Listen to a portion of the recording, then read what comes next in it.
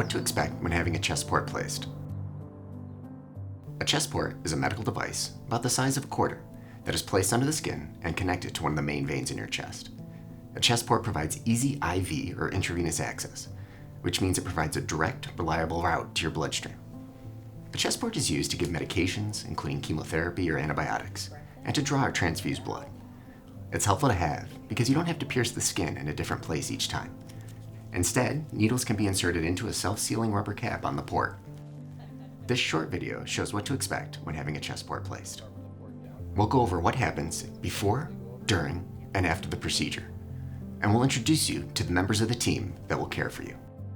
We'll provide some tips on how to recover from the procedure at home and describe some situations when you should contact your care team for guidance. Feel free to ask questions or raise concerns at any time, Monday through Friday, from 8 a.m. to 4 p.m. Call Roswell Park's Radiology Department at 716-845-5992. After hours, call the Roswell Park Patient Helpline at 716-845-2300, and you will be connected with someone who can help you. It's normal to feel anxious or hesitant when having a medical procedure. By showing you in advance what it's like to have a chest port placed, we hope to put your mind at ease and help you build confidence. Our goal is not to persuade, but to inform you so you can better navigate your healthcare journey. Let's take a closer look at a chest port and describe what its various parts do. There is a hollow plastic hub, and here on the top is a silicone rubber cap called the septum. This thin tube, called the catheter, comes out of the top. The port is placed under the skin on one side of the chest, and the catheter is inserted into a major vein. The septum can be repeatedly pierced with a needle when medications need to be given. The injected medicine flows into the catheter, which carries the medication into the bloodstream. The same process can be used if blood needs to be drawn. A chest port placement is minimally invasive, meaning that the incision or cut that is made is small. Any damage to tissue is kept to a minimum, and there's less pain or discomfort as a result. You spend less time in the hospital, and the recovery time is shorter. Chest port placements are usually performed on an outpatient basis, meaning that, barring any complications, you head home to recover soon after the procedure is over. Patients often express surprise at how fast and straightforward the procedure is. When your procedure is scheduled, you are given instructions on how to prepare. You may be asked to stop taking certain medications, such as blood thinners, and to stop eating food for 8 hours prior to the procedure. You may be asked to have blood tests done to see how your body will handle the procedure. On the day of the procedure, you arrive and proceed to the reception area of 2 West, located on the second floor of the main hospital building. Plan on arriving to 2 West at least 30 minutes before your scheduled procedure time. A receptionist will check you in. Be sure to arrange to have a trusted person drive you home from the hospital, since you will receive moderate sedation or medication that helps you relax. You are cleared to leave once the chest port placement is confirmed and the sedation has worn off. One visitor at a time can accompany you until you're brought to the procedure room, and they can rejoin you once you return to the recovery area. A clinical associate calls your name and leads you from reception to the pre- and post-procedure area. Here, you are taught how to use antiseptic wipes to clean your upper body. You remove all jewelry, clean your chest and neck with wipes, and change into a hospital gown. You can store your personal items in a bag labeled with your name. Next, a nurse goes over a pre-procedure checklist with you to ensure that it is safe to proceed. They'll put an EKG and a blood pressure cuff on you. They also place an IV, usually in your arm. Then you are brought to the procedure room by a nurse. A chest port placement is a very common procedure, done using ultrasound, which emits sound waves to produce images, and fluoroscopy, which uses X-rays in real time to make images.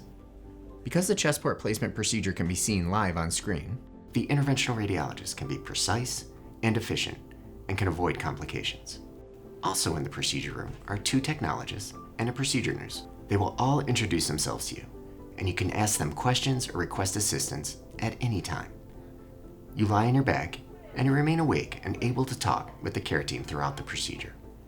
The neck and chest areas are cleaned and you are covered with a sterile drape. You are given a medication which helps you stay relaxed and calm, and you are not able to see the procedure in progress. An ultrasound probe is used to locate the vein in the chest that the catheter will be put into. The area of the upper chest where the catheter will be inserted is numbed with local anesthetic, and a small incision or cut is made. The injections of numbing medicine are probably the least comfortable moment of the procedure, but the medicine takes effect fast, and you should not feel any more pain. Once you are numb, a guide wire is carefully routed into the vein using X-ray images as a guide. The area of the chest where the port will be placed is marked and then numbed with local anesthetic. You'll feel a pinch and nothing more. A small incision is made and more anesthetic is given to completely numb the area. A small pocket is then created under the skin and the chest port is placed in it. The catheter is then routed from the port under the skin onto the guide wire and into the vein. Lastly, the incisions are closed with stitches or surgical glue. A dressing is placed over the port area to help the skin heal. A final X-ray is taken to confirm that the placement of the chest port is correct. And you're done. The entire procedure takes less than 30 minutes. You are then brought back to the pre- and post-procedure area, where nursing staff make sure you are comfortable while the effects of the medications you received wear off. A nurse also provides you with printed instructions and reviews some steps to take at home to ensure smooth recovery. When the staff determine that it is safe for you to leave, which is usually after 30 minutes or so, you dress and are discharged in a wheelchair. The entire visit typically lasts an hour and a half to 2 hours. You may feel soreness or tenderness in the chest port area. You can take acetaminophen to reduce any discomfort. You should not take blood thinners, including aspirin or ibuprofen, for 24 hours after the procedure. You should not get the chest port area wet for 5 days after the procedure.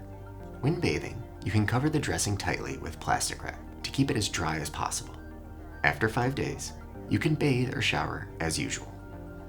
Do not raise the arm on the affected side above shoulder level or more than 90 degrees until the incision has healed, which takes about 5 days. Do not stretch or twist your upper body or engage in strenuous activity or lift anything heavier than 10 pounds for 7 days after the procedure. Do not remove the steri strips, if present, from the wound. They will eventually fall off and can be discarded.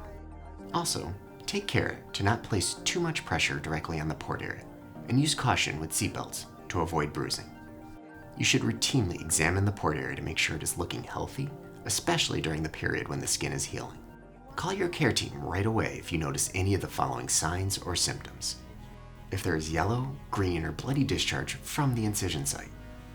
If you have a fever of 100.4 degrees Fahrenheit or 38 degrees Celsius or higher that lasts longer than 24 hours. If you have sweats, chills, nausea, or vomiting, and if your stitches come loose or the incision opens up. With a little practice, you will be able to monitor the health of your port and perform any self-care that is required with confidence. We hope this video has shed some light on what it's like to have a chest port placed. Thank you for watching.